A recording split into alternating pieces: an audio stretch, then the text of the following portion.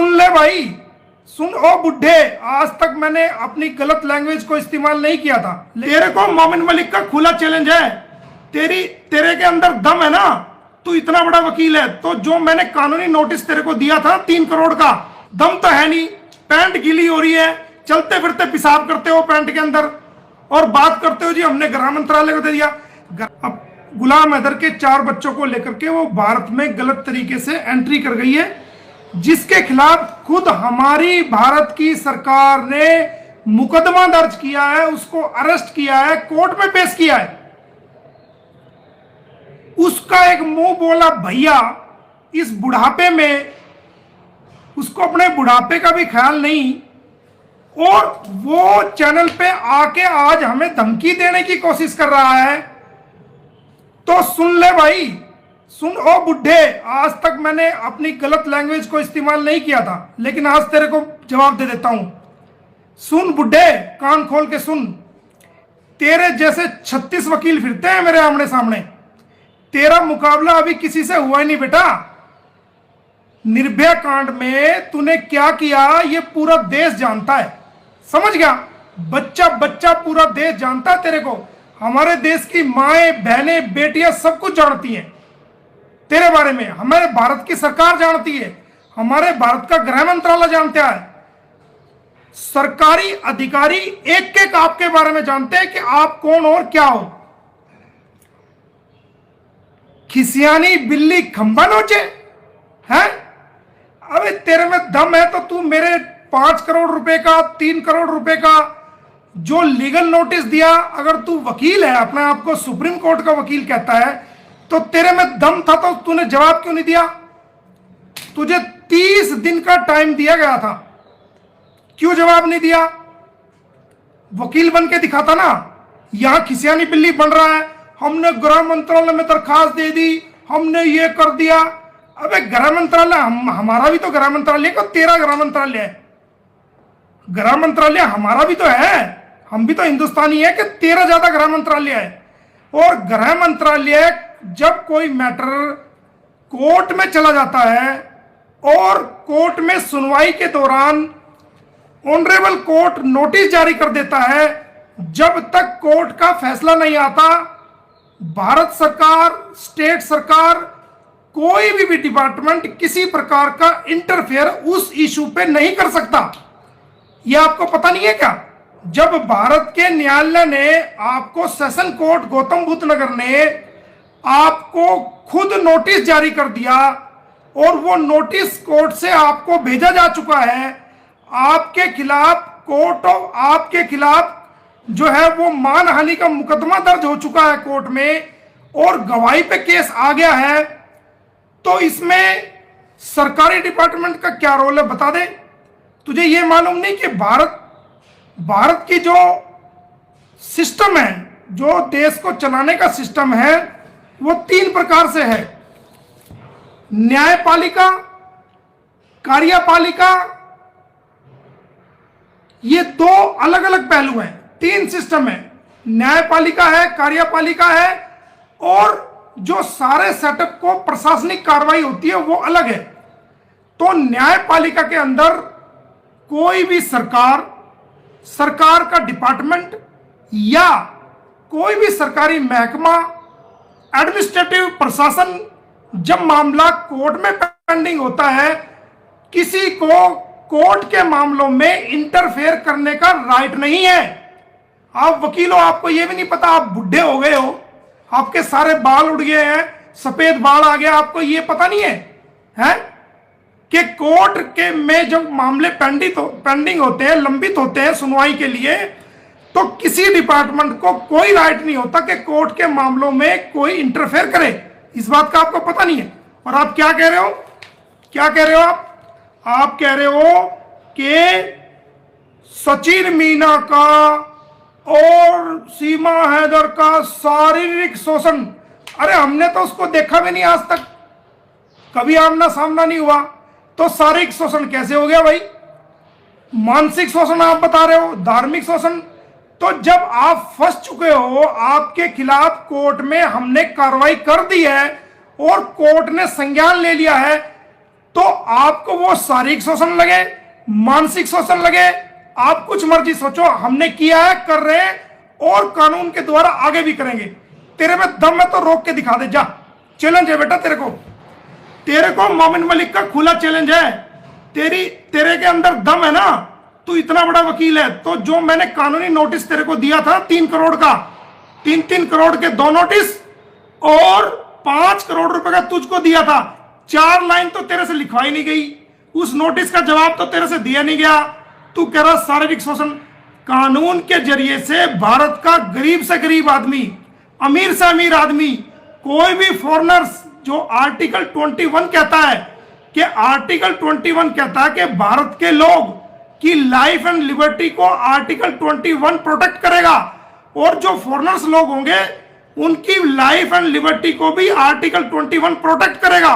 हमने कानून के जरिए से कोर्ट में केस आपके खिलाफ फाइल किया और कोर्ट ने बहस सुनने के बाद आपको नोटिस जारी किया है, और आपके खिलाफ हमने मानहानि का मुकदमा कराया है, एडमिट कराया कोर्ट के अंदर, कम से कम 2 साल की सजा है। आप में दम है तो हमारे कानूनी केसेस का जवाब दो ना, क्यों भाग रहे हो, क्यों छुपते फिर रहे हो, क्यों 30 दिन हो जाने के बाद आपने अभी तक हमारे कानूनी नोटिस का जवाब नहीं दिया। और कोर्ट में आना ना, 27 तारीख को आओ, दम है तो सामना करो ना कोर्ट में आके। दम तो है नहीं, पैंट गीली हो रही है, चलते फिरते पेशाब करते हो पैंट के अंदर, और बात करते हो जी हमने गृह मंत्रालय को दे दिया। गृह मंत्रालय, कोर्ट की कार्रवाई को रोकने की पावर है गृह मंत्रालय की? बताओ आप। दुनिया का पढ़ा लिखा इंसान की भी समझ में आती है ये बात, अनपढ़ लोगों की समझ में आती है। कोई मामला न्यायालय में पेंडिंग है, क्या भारत देश का कोई डिपार्टमेंट न्यायालय की कार्रवाई को रोक सकता है? देश के अंदर कानून बड़ा है, न्यायालय बड़ा है, या कोई डिपार्टमेंट बड़ा है? बताओ कौन बड़ा है? देश का न्यायालय सर्वोच्च है, और जब देश के न्यायालय ने हमारी याचिकाओं को तुम्हारे खिलाफ स्वीकार किया है तो वहां जवाब दो आकर के। न्यायालय के, भारतीय न्यायालयों के अंदर कोई डिपार्टमेंट इंटरफेयर नहीं कर सकता, किसी भी प्रकार की कोई सरकार इंटरफेयर नहीं कर सकती। और आपकी सरकार को, ये सरकार हमारी भी है, सरकार हमारी भी है, हमारे ऊपर एलिगेशन लगा रहे हो, ये जो गलत तरीके से बोल रहे हो, हम जल्दी आपके खिलाफ court of criminal court of contempt and civil court of contempt की पिटीशन फाइल करेंगे, और डिफेमेशन का भी आपको कम से कम 10 करोड़ रुपए का नोटिस देंगे। आपको, आपकी समझ में आ जाएगी, आपकी पैंट गीली हो जाएगी, बर्तन बिक जाएंगे आपके जुर्माना देते हुए। श्रीमान जी, आपको अभी कोई मिला ही नहीं था, आपको अभी कोई वकील टकराया नहीं था, आप मीडिया के वकील बने रहते थे। आपको जो निर्भया कांड में हमारी एक बहन सीमा कुशवाहा जी जो केस लड़ रही थी, आपने उसको भी दबाने की कोशिश की थी। क्या हुआ? रिजल्ट क्या है? वो बहन जीती और उन दोषियों को फांसी हुई। क्या कर लिया आपने? क्या उखाड़ लिया? बचा लिया आपने उनको? बताओ, बचा लिया क्या? इस केस में बचा लेना, आप अपने एड़ी चोटी का जोर लगा लेना श्रीमान। दम है तो कोर्ट में आके देखेंगे आपको, कोर्ट में ही। दम तो तेरे में है नहीं, वकालत का तुझे पता नहीं, कैसे वकालत के जवाब दिए थे। लीगल नोटिस का जवाब दे, कोर्ट में आके पेश हो, तेरे में दम है। मुलजिम है तू मानहानि के मुकदमे में। छोटे बच्चों का, मुसलमान बच्चों का, जो पाकिस्तान के बच्चे हैं, उनका धर्म चेंज कर रहा है, स्पेशल प्रोग्राम ऑर्गेनाइज करके। तेरे खिलाफ दिए ना शिकायत हमने, और एफआईआर दर्ज कराएंगे। एफआईआर अगर पुलिस ने दर्ज नहीं करी तो कोर्ट का, ऑनरेबल कोर्ट को अप्रोच करेंगे, बताएंगे तुझे कैसे छोटे बच्चों का धर्म परिवर्तन कराता है। एक वकील होने के नाते तुझे शोभा देता है? एडवोकेट एक्ट में किस सेक्शन में लिखा हुआ है कि तू वकील होकर के मुसलमान बच्चों का धर्म चेंज करा रहा है? बता। ये देश जानना चाहता है, ये दुनिया जानना चाहती है कि कौन सा कानून है, या एडवोकेट एक्ट में कौन सी धारा, कौन सा सेक्शन है, कौन सा आर्टिकल है, कौन सा सब सेक्शन है, जहां एक वकील को यह राइट दिया गया है कि वो किसी धर्म के बच्चों को प्रोग्राम, कोई स्पेशल प्रोग्राम ऑर्गेनाइज करके उनका धर्म परिवर्तन कर दे। और ये तूने कराया है? कराया कि नहीं कराया? कौन है तू? कोई बाबा है तू? कोई पुजारी है? कोई धार्मिक नेता है? क्या है तू?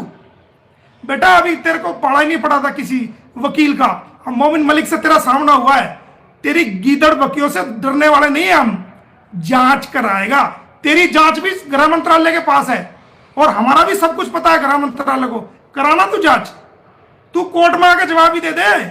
जांच तो बड़ी दूर की बात है, कोर्ट में आ, तेरे में दम है तो बेटा देखते हैं तुझे।